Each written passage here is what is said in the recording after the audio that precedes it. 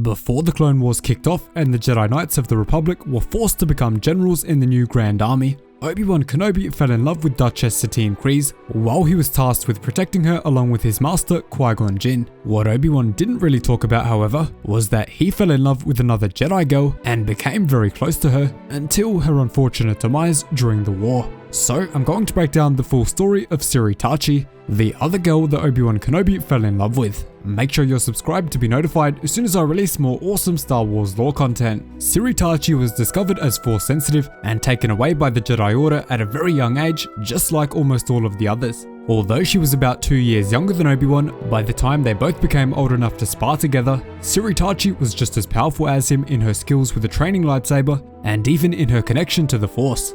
The two Jedi trained incredibly hard in hopes of progressing their skills until eventually a massive civil war broke out on the planet Melida Daan, where the two factions called the Melida and the Daan were locked in a ferocious battle for control.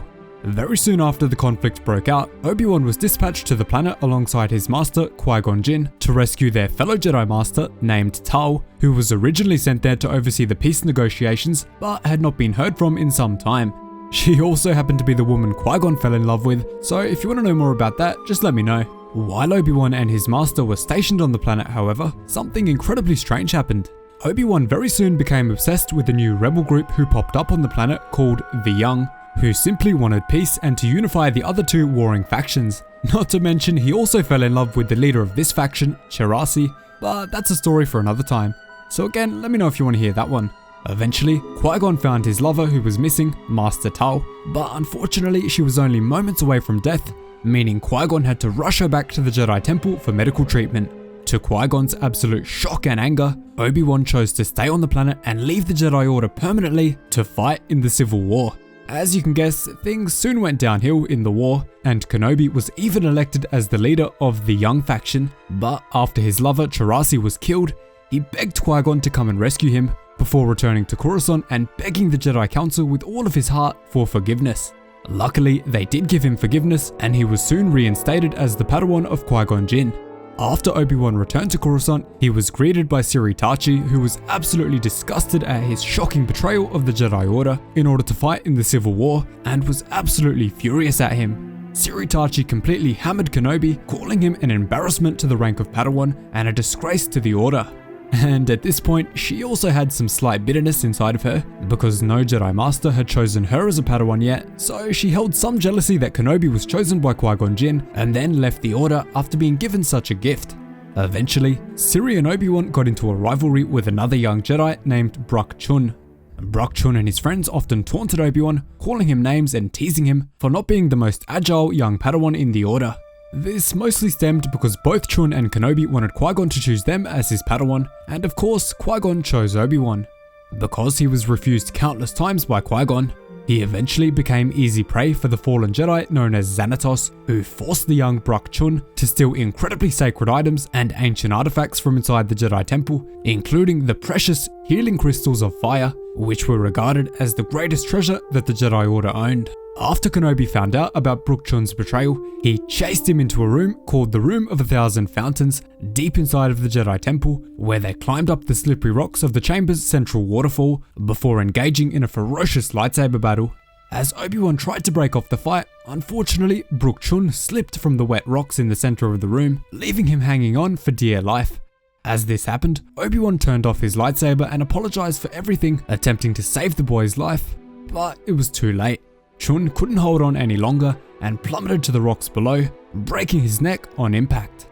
With this situation shocking the entire Jedi Order, Obi-Wan and Siri Tachi worked together to trace Brook Chun's connection to his Dark Jedi Master's infiltration into the temple.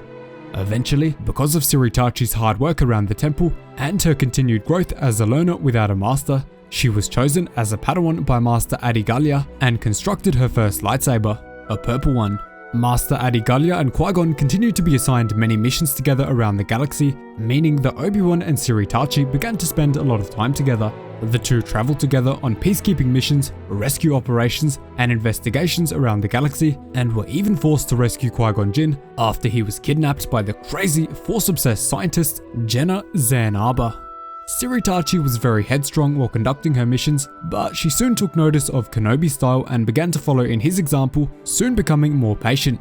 After their friendship flourished for the next few years, Kenobi eventually realized that he had feelings for Tachi, but he wasn't ready to tell her just yet. Soon after this realization, Obi-Wan and Qui-Gon, along with Siri Tachi and Adi Gallia, were again paired up, this time on a mission to save a young boy named Taliesin Fry from bounty hunters on the planet Cirrus. After horribly crash landing on the planet, their masters sent the two young Padawans to hide in a cave while they searched for the young boy. During their time in the caves of Cirrus, Siri and Obi-Wan bickered quite a bit, but eventually they both realized that they loved each other. They, however, chose to focus on the mission at hand before taking it any further.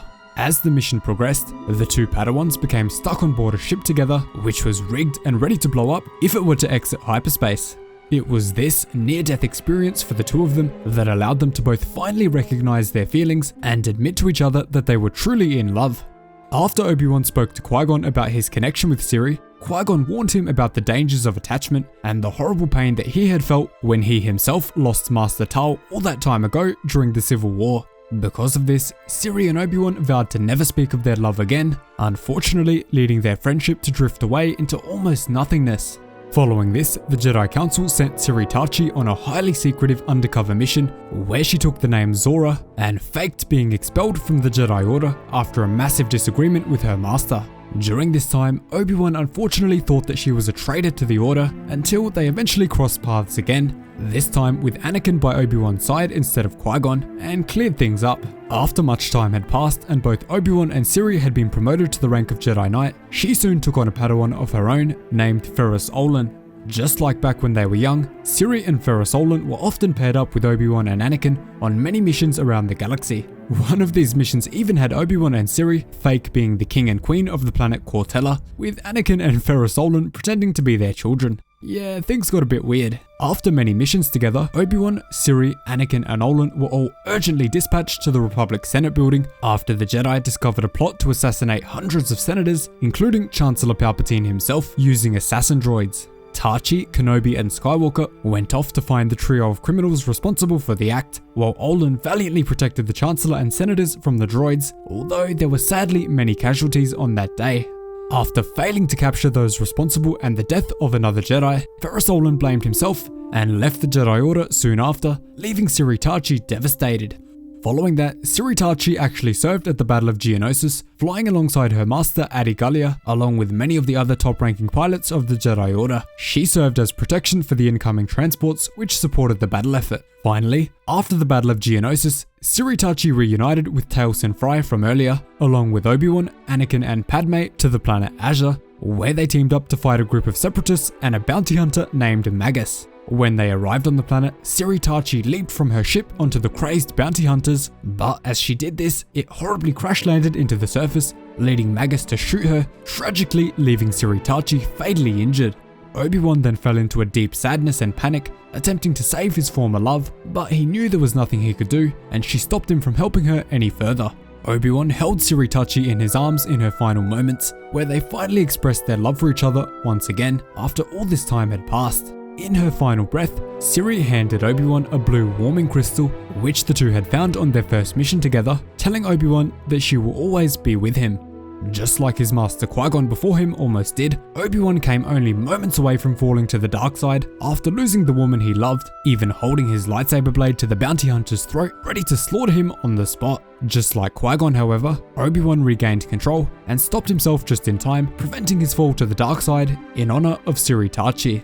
Heartbreakingly, during his time in solitude, watching over Luke Skywalker on Tatooine after Order 66, Obi-Wan would constantly think of Siri Tachi and how they used to touch hands under the table at afternoon tea in the Jedi Temple. Such a tragic and heartbreaking story. So that was Obi-Wan Kenobi's other love interest, apart from Satine Kryze. Thanks so much for watching, really hope you enjoyed. Cheers guys, hope to see you in the next one.